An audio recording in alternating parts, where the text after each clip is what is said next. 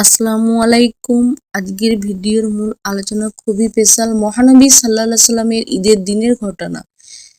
মহানবী সাল্লাল্লাহু সাল্লাম বেঁচে থাকাকালীন ঈদের দিনের একটি শিক্ষণীয় ঘটনা। আমাদের প্রাণপ্রিয় রসুল সাল্লাল্লাহু সাল্লাম একেবারে এতিম ছিলেন বলেই তিনি বুঝতেন এতিম ও অসহায়দের মনের কষ্ট, জীবনের কষ্ট, কাজের কষ্ট, তাদের সকল কষ্টই তিনি অনুভব করতেন একান্ত হৃদয় দিয়ে। ফলে তাদের সেসব কষ্টের তুষার দূর করার জন্য রাসূল সাল্লাল্লাহু আলাইহি সাল্লাম সময় থাকতে ব্যাকুল। তাদের প্রতি ছিল তার বিশাল হৃদয়, আকাশের মতো তার চেয়েও বিশাল ছিল তার মন ও ভালোবাসার দরিয়া। সেখান থেকে উঠে আসতো দরদের তুফান, মমতার ঢেউ। সে ঢেউ আছড়ে পড়তো নবী সাল্লাল্লাহু আলাইহি সাল্লামের চারপাশে। সকলের হৃদয়ের দুকুল ছাপিয়ে যেত রাসূল সাল্লাল্লাহু আলাইহি সাল্লামের ভালোবাসার কোমল তুষারে। মানুষের প্রতি মানুষের ভালোবাসা সে তো এক মহৎ গুণ। মানুষকে ভালোবাসতেন রাসূল সাল্লাল্লাহু আলাইহি সাল্লাম মন দিয়ে, প্রাণ দিয়ে, জীবন দিয়ে। কিন্তু এতিম, গরিব, দুস্থ এবং অসহায়দের প্রতি রাসূল সাল্লাল্লাহু আলাইহি সাল্লাম ভালোবাসার মাত্রাটা ছিল অনেক গুণে বেশি, যার কোনো তুলনাই হয় না। সেই ভালোবাসার নজির রয়ে গেছে রাসূল সাল্লাল্লাহু আলাইহি সাল্লামের জীবনে। তার জীবন ইতিহাস যেমন শিক্ষণীয় তেমনই পালনীয়। ঈদ মানেই তো খুশি আর খুশি, আনন্দের ঢল।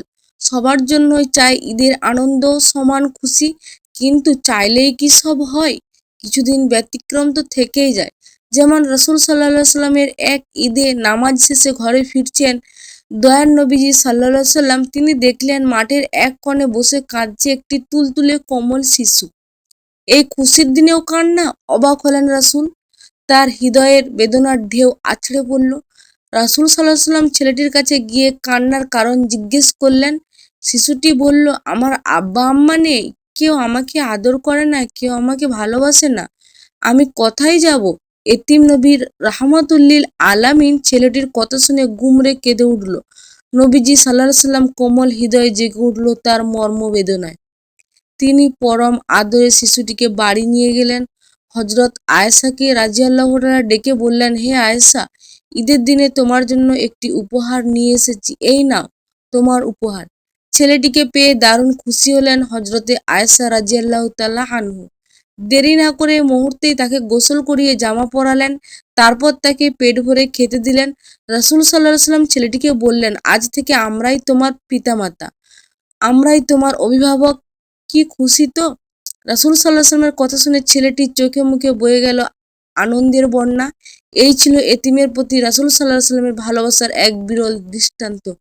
রাসূল সাল্লাল্লাহু আলাইহি সাল্লাম শুধু এতিমদের প্রতি যে এমন সদয় ছিলেন, সহকর্মী ছিলেন তাই নয়, তিনি তার অধীনস্থদের প্রতিও ছিলেন সদা সজাগ ও দরদি। মায়া মমতার চাদরে তাদেরকে আঁকড়ে রাখতেন। তাদের যেন কোনো কষ্ট না হয়, মনে যেন কোনো প্রকার দুঃখ না থাকে। দয়ার নবী সাল্লাল্লাহু আলাইহি সাল্লাম সেদিকে খেয়াল করতেন সর্বক্ষণ। রাসূল সাল্লাল্লাহু আলাইহি সাল্লাম দুজন খাদেম বা চাকর ছিলেন, একজন হযরত যায়েদ ও একজন হযরত আনাস রাদিয়াল্লাহু তাআলা আনহু।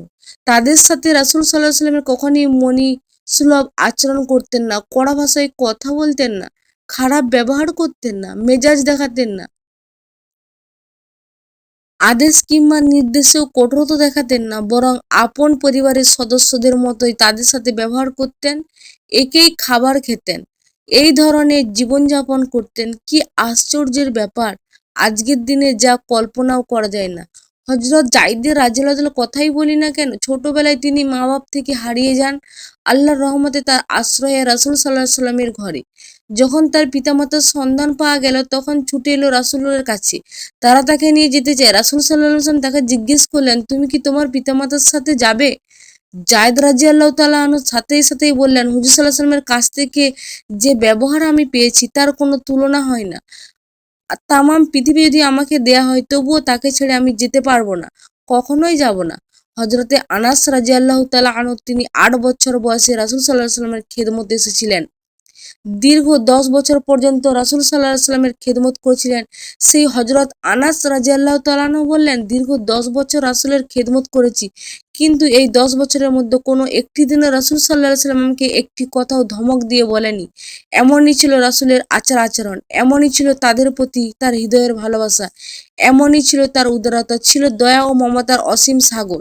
সাগরের চেয়েও অধিক। রাসূল সাল্লাল্লাহু আলাইহি ওয়াসাল্লামের মতো এমনই হৃদয়ের অধিকারী হতে হবে আমাদের। যে হৃদয় হবে ভালোবাসার পূর্ণ, মমতায় টইটুম্বুর। যে হৃদয় হবে আকাশের চেয়েও প্রশস্ত, সাগরের চেয়েও বিশাল। এমনই হৃদয় তৈরির জন্য প্রয়োজন রাসূল সাল্লাল্লাহু আলাইহি ওয়াসাল্লামের শিক্ষা গ্রহণ ও সৎ সাহসের। এজন্যই আমাদের রাসূল সাল্লাল্লাহু আলাইহি ওয়াসাল্লামের আদর্শ অনুসরণ করতে হবে, তার পথেই চলতে হবে, তার শিক্ষাই গ্রহণ করতে হবে। তাহলেই কেবল সুন্দর, সার্থক ও সফল হবে আমাদের জীবন। আসুন আমরা রাসূল সাল্লাল্লাহু আলাইহি ওয়াসাল্লামকে ভালোবাসি, তার শিক্ষা গ্রহণ করি, তার আদর্শ অনুসরণ করে চলি, তারাই দেখানো আলোর ঝলমলে পথে সর্বদা চলি। তাহলে আমরা দুনিয়াতেও এবং সেকালেও জয়ী হতে পারবো।